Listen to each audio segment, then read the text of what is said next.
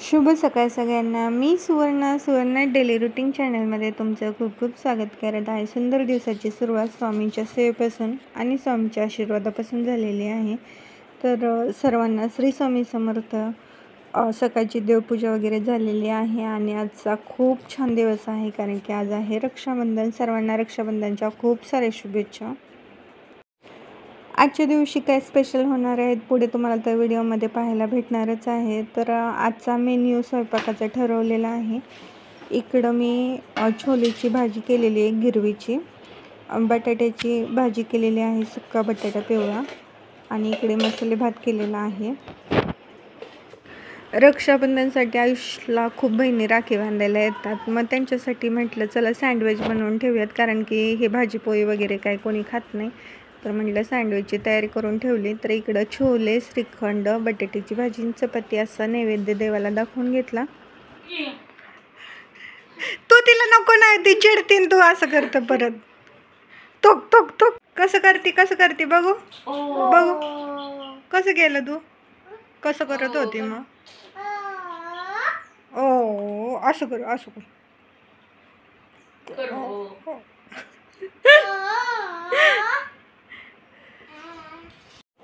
सण आहे आजचा रक्षाबंधनाचा. नेत्राच्या निरंजनाने भावाला ओवाळायचा. कृष्ण जैसा द्रौपदीस तसा लाभला तू मला, ओवाळते भाऊराया औक्ष माझे लाभो तुला. नाते हे बहीण भावाचे आहे अति प्रेमाचे, मोगऱ्याच्या गंधासमह नित्य मनी जपायचे. तुझं लाभो यश कीर्ती हेच मागते आजच्या या शुभदिनी. प्रत्येक हे नातं रक्ताचंच असणं हे काही शक्य नसतं, पण इकडे हे प्रेमाचे नाते जे निर्माण झालेले आहेत तेही खूप सुंदर आहेत. गार्गी याच्या अगोदरही तुम्ही व्हिडिओमध्ये, भाऊबीजेच्या व्हिडिओमध्ये किंवा रक्षाबंधनच्या व्हिडिओमध्ये तुम्ही तिला पाहिलं असेल. तरी एक जण कमी आहे पूर्वी. तर दरवर्षी आयुष पूर्वी आणि गार्गीची वाट पाहत असतो. तर गार्गी आलेली आहे राखी बांधायला. दरवर्षी न चुकता गार्गी, पूर्वी आणि अन्वी आयुषसाठी रक्षाबंधनला, भाऊबीजेला ओवाळण्यासाठी येतात. खरंच खूप छान यांचं नातं झालेलं आहे.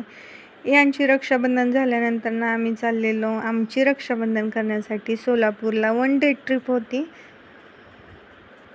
आणि अचानक नाही म्हणत प्लॅन कॅन्सल झालेला. तो पूर्ण प्लॅन परत एकदा म्हणजे सक्सेस झाला आणि आम्ही सोलापूरला जाऊन भावाला सरप्राईज केलं, घरातल्यांना सरप्राईज केलं, कारण की कोणालाच माहीत नव्हतं आम्ही येणार आहे म्हणून, आणि अचानकच निघालो होतो.